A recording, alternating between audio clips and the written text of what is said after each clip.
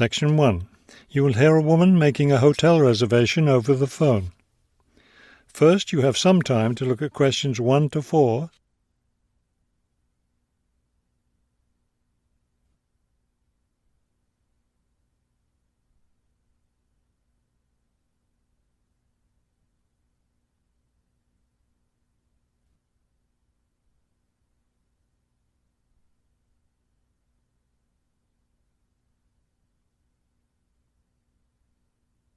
You will see that there is an example that has been done for you.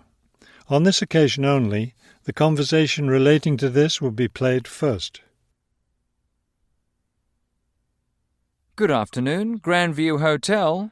Yes, hello. I'm planning to spend a few days in your city next week, and I'd like to, make a reservation.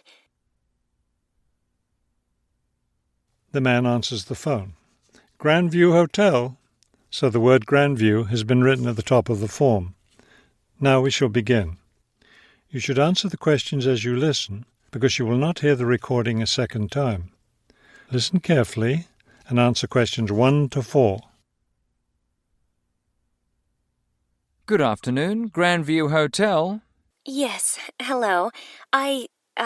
I'm planning to spend a few days in your city next week, and I'd like to, make a reservation. Of course. When did you want to stay here? Next week, Wednesday night and Thursday night. So that's February 13th and 14th. Yes, that's right. And how many guests will there be? Just me. So, do you have a room available? Yes, we do. I'll just need to take some of your information. May I have your name, please? Oh, right, yes. It's Roxanne Wilson. Wilson. Thank you, Miss Wilson. And may I have your credit card number? It's 233-618-9872. 9872. Got it. All right, Miss Wilson. I have your reservation confirmed. Can I help you with anything else?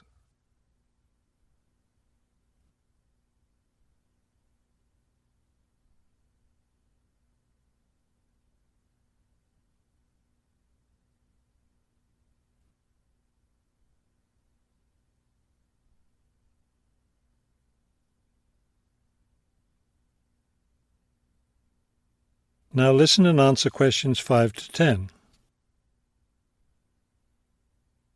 Well, yes. I was wondering, since I'll have a couple of free hours Friday morning before I leave, is there anything interesting to see close to the hotel? Do you like museums? The art museum's very close by. I love museums, but not art. Can't stand it. I've heard your city has a very interesting science museum, though. Yes, but unfortunately it's closed in the winter. Are you interested in shopping? Sure, I love shopping. Are there any good stores nearby? Yes, we have a large shopping mall just 2 bus stops away. You take the bus to Monument Square, and it's just half a block from there. Just look for the post office, and you'll see the mall entrance next to it.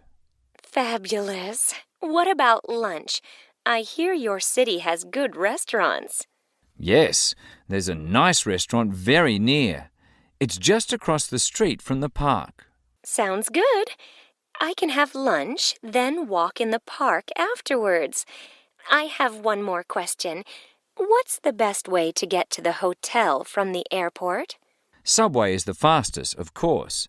There are buses, but they're quite slow. I'll be arriving quite late, after 10 p.m. I thought I might have to take a taxi. The subway runs until midnight. Oh, good. Then I'll do that. Will there be someone at the hotel front desk that late? Oh, yes. The front desk stays open until 2. That is the end of section 1. You now have half a minute to check your answers.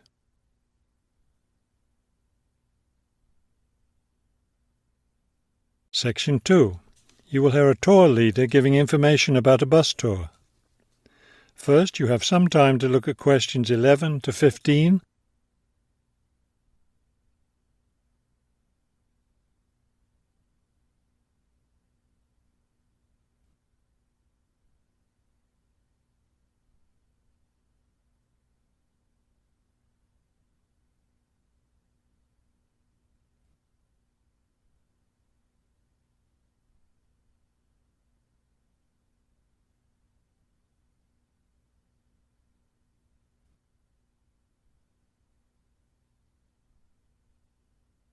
As you listen to the first part of the talk, answer questions 11 to 15. Thank you for choosing City Tours. The reason so many people choose our tours when visiting this city is because you can design your tour to suit your own interests. Your all-day pass entitles you to board our bus at any stop and stay as long as you like at each place. The all-day bus pass costs $18 for adults. Children between the ages of 5 and 12 pay half the adult fare, and children under 5 ride for free. Our buses run every hour on the half hour, starting at 8:30 a.m. Our most popular tour is the Centre City Tour, which goes to all the major attractions in the centre of the city. From the starting point here at the tour bus office, the bus goes to the first stop, Hill Park. As you may guess, this park is located at the top of a small hill. The next stop is the fishing docks. Following that, the bus goes on to the third stop, Bay Bridge, located at the foot of the bridge which crosses the bay. The fourth stop is in the shopping district. Then the fifth and last stop is at Green Street.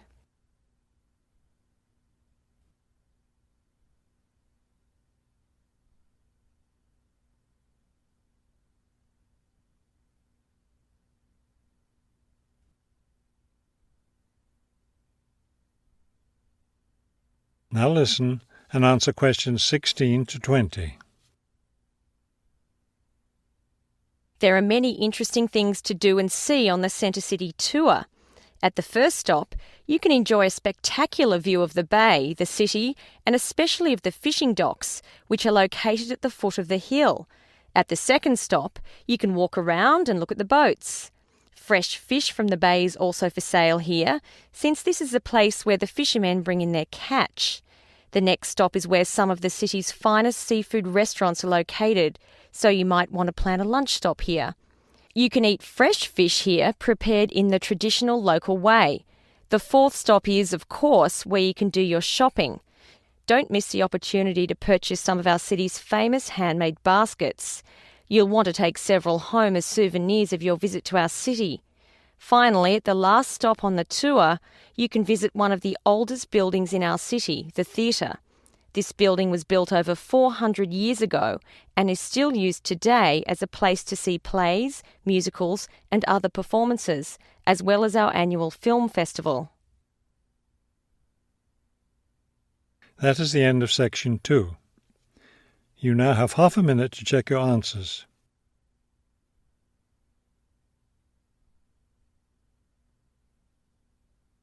Section 3. You will hear a conversation between two students planning a research project. First, you have some time to look at questions 21 to 23.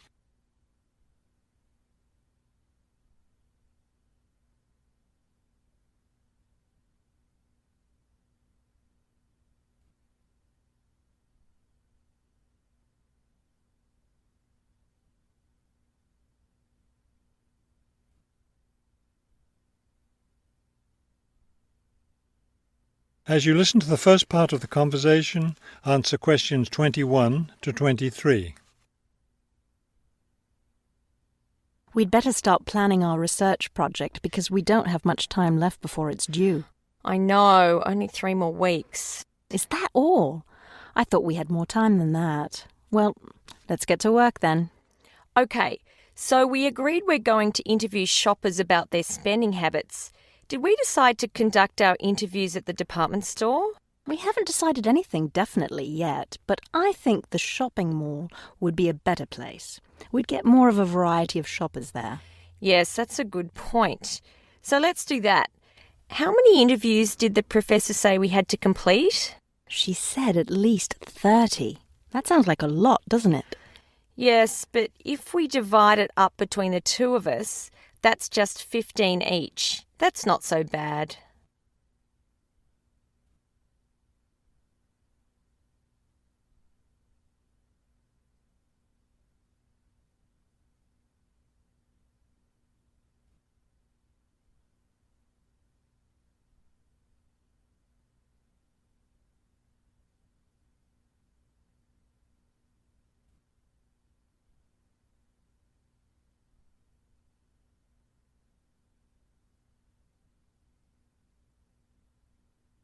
Now listen and answer questions 24 to 30. Okay, so I guess we'd better start designing our questionnaire. Well, we have to do some reading first, don't we? Didn't we say we were going to compare our results to the results of a government study? Right, the government study about how the economic crisis has changed people's spending habits. We want to see if we get similar results. Yes, so we'd better read that first and then design our questionnaire. Then I guess we'll be ready to go out and interview shoppers. No, don't you remember? The professor said she had to approve our questionnaire first before we actually conducted the interviews. Oh, right. So we'll get her approval and then conduct the interviews. I think it's Saturday would be the best day for the interviews because everyone's out shopping then. Right. We'll do it on a Saturday then. And let's also plan to get together the next day to analyse the results. It's best to do that while everything's fresh in our minds, don't you think? Sure, that sounds like a good idea. Okay, so then we're going to have to present our results to the class. Do you have any ideas for that? It's an important part of our grade, so I think we should plan it well. Well, I think the obvious thing is to prepare some charts showing our results and how they compare with the government study. That will help make the information a lot clearer to the class. Right. Okay, so we'll draw up some charts of the results. And then that's it. All that will be left to do is give the class presentation. Do you think we can be ready on time? I sure hope so. Let's get started now. That is the end of section 3. You now have half a minute to check your answers. Section 4. You will hear a professor give a lecture on Louisa May Alcott. First, you have some time to look at the questions 31 to 40.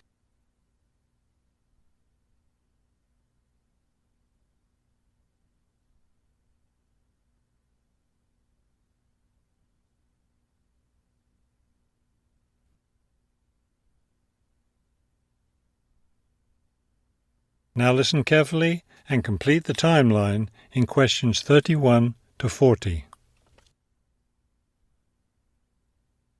Good afternoon. Today I'd like to continue our discussion of the lives of prominent American writers by talking about Louisa May Alcott, one of the best-known 19th century writers. Alcott is known for her moralistic girls' novels, but she was a much more serious individual than those novels might lead one to believe. She was born in 1832, the daughter of Bronson Alcott, who was one of the founders of the Transcendentalist movement. Bronson Alcott was a philosopher, but not a provider, and the family lived close to poverty. From an early age, Louisa was determined to find a way to improve her family's economic situation. As a teenager, she worked to support her family by taking on a variety of low-paying jobs, including teacher, seamstress, and household servant. Alcott also started writing when she was young. She wrote her first novel when she was just 17 years old, although it wasn't published until many years after her death. It was called The Inheritance. In 1861, the Civil War broke out. Alcott worked as a volunteer, sewing uniforms and bandages for soldiers. The following year, she enlisted as an Army nurse. She spent the war years in Washington, nursing wounded soldiers at a military hospital. While working at the hospital, she wrote many letters to her family at home in Massachusetts. After the war, she turned the letters into a book, which was published under the title Hospital Sketches. She also wrote numerous romantic stories, which she sold to magazines. Around this same time, she was offered the opportunity to travel to Europe as the companion to an invalid. When she returned home from Europe in 1866, she found her family still in financial difficulty and in need of money, so she went back to writing. Her big break came in 1868, with the publication of her first novel for girls, Little Women. The novel achieved instant success, and the public wanted more. From then on, Alcott supported herself and her family by writing novels for girls. It wasn't the writing she had dreamed of doing, but it earned her a good income. Alcott took care of her family for the rest of her life. In 1878, her youngest sister May got married. A year later, May died after giving birth to a daughter. Louisa Alcott raised her sister's orphaned child. In 1882, Bronson Alcott suffered a stroke. Soon after that, Louisa Alcott set up a house for him, her niece, her sister Anna, and Anna's 2 sons in Boston. Her mother was no longer living by this time. Alcott was still writing novels for girls, including 2 sequels to Little Women, Little Men and Joe's Boys. The latter was published in 1886. Louisa Alcott had suffered poor health ever since she contracted typhoid fever while working as a war nurse. She died in March of 1888, at the age of 55. She was buried in Concord, Massachusetts. That is the end of section 4. You now have half a minute to check your answers.